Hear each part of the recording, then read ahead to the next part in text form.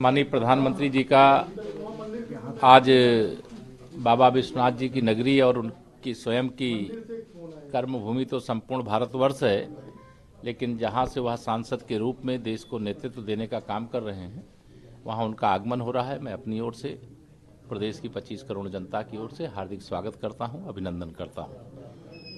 आज के जो कार्यक्रम हैं, चाहे वह विकसित भारत संकल्प यात्रा से जुड़ा हो, चाहे काशी और तमिल संगमम का कार्यक्रम हो, यह सब ऐतिहासिक कार्यक्रम है और एक भारत श्रेष्ठ भारत की दिशा में उठाया गया शानदार कदम है।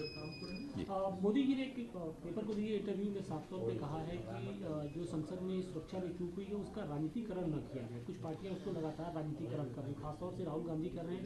ये बेरोजगारी देखिए, कांग्रेस सहित भाजपा विरोधी या माननीय प्रधानमंत्री नरेंद्र मोदी विरोधी विपक्ष जो चुनाव में जनता की अदालत में बार बार शिकस्त का सामना करता है, पराजय का सामना करता है, वह इस प्रकार की हरकतें करने का काम जरूर करता है जिससे सरकार को बदनाम किया जा सके।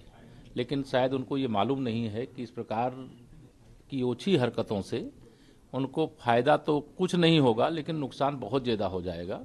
और मैं विश्वास के साथ कह सकता हूं कि अब की बार 400 पार।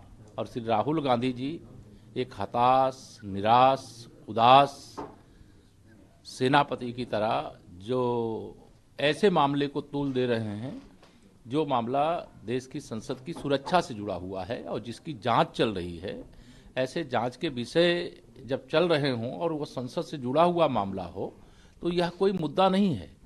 मुद्दा देश में गरीब कल्याण का काम क्या हो रहा है, देश के अंदर किसानों के उत्थान के लिए क्या काम हो रहा है, महिला सशक्तिकरण के लिए क्या काम हो रहा है, युवाओं के उज्जवल भविष्य के लिए क्या काम हो रहा है। उनको लगा कि जो चुनाव में मुद्दे लेकर के वह 4 राज्यों में गए थे, उन मुद्दों को चाहे वह छत्तीसगढ़, चाहे मध्य प्रदेश, चाहे राजस्थान की जनता ने नकार दिया है और भारतीय जनता पार्टी को अपना आशीर्वाद दिया है और माननीय नरेंद्र मोदी जी की गारंटी पर आशीर्वाद दिया है। श्री राहुल गांधी जी की, श्रीमती प्रियंका वाड्रा जी की या श्रीमती सोनिया गांधी जी और कांग्रेसियों की गारंटी पर देश का भरोसा नहीं है। मोदी जी पर भरोसा है और मोदी जी पर विश्वास है, इसलिए देश मोदी जी के साथ है।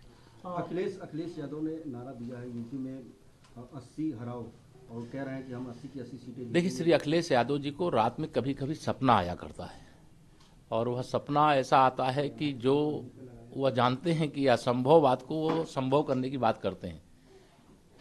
मैं यह जानता हूं, आप भी यह जानते हैं कि 2024 में भारतीय जनता पार्टी के मुकाबले में यह अलग अलग होकर के लड़े, चाहे एक साथ होकर के लड़े, कोई नहीं है। 80 की 80 लोकसभा सीटें भाजपा गठबंधन जीतेगा और निश्चित जीतेगा और बड़े अंतर से जीतेगा। ये अपनी जमानत बचाने की तैयारी करें। 22 जनवरी को राम मंदिर की प्राण प्रतिष्ठा हो रही है। मोदी जी ने भी कहा है कि 140 करोड़ के जो लोग हैं उनके लिए बड़े गर्व की बात है, सिर्फ मोदी के लिए नहीं, हर घर में राम। निश्चित तौर से देश के एक एक राम भक्त को, एक एक राष्ट्र भक्त को जिस शुभ घड़ी का इंतजार था, वह 22 जनवरी 2024 वो आ गई है। हम लोग इस आंदोलन के कार्यकर्ता थे, कारसेवक थे, सिपाही थे और जब हम लोग यह नारा लगाते थे कि रामलला हम आएंगे, मंदिर भव्य बनाएंगे, तो सपा अगर की बात करूं तो वो कहते थे हम राम भक्तों पर गोली चलाएंगे, और कांग्रेस की अगर बात करूं तो भगवान राम को ये काल्पनिक बताएंगे। लेकिन आज वह शुभ घड़ी आई है जब अयोध्या में भगवान श्री रामलला का भव्य मंदिर बनकर के तैयार हो रहा है और 22 जनवरी 2024 को वहां पर उनकी प्राण प्रतिष्ठा होगी। अब बाबा विश्वनाथ जी का धाम बनकर के तैयार है। 3 राज्यों में प्रचंड जीत के बाद प्रधानमंत्री पहली बार यूपी के दौरे पे आ रहे हैं और आप लोगों ने लोकसभा चुनाव के लिए किस तरीके से मिशन अपना बनाया है? देखिए, संगठन हर प्रकार से तैयार है और माननीय नरेंद्र मोदी जी के प्रति इतना विश्वास है लोगों का कि लोग मोदी जी को देख रहे हैं और ईवीएम मशीन में कमल की बटन देख रहे हैं।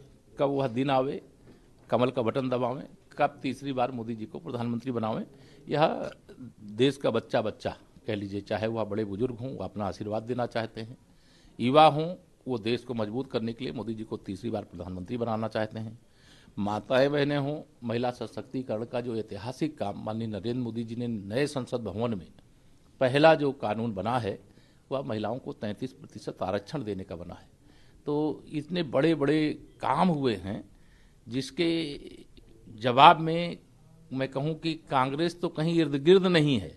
वह तो धारा 370 वापस लाने की बात कर रहे थे, सुप्रीम कोर्ट में केस करवाने का काम भी किए थे, लेकिन देश की सर्वोच्च अदालत ने भी उस धारा 370 हटाने के फैसले को सही ठहराया है और मैं उसका स्वागत भी करता हूं। और कोई भी तरफ आप ध्यान देंगे तो आपको चारों तरफ दिखाई देगा कि जैसे जो वादा किया है उससे ज़्यादा पूरा किया है।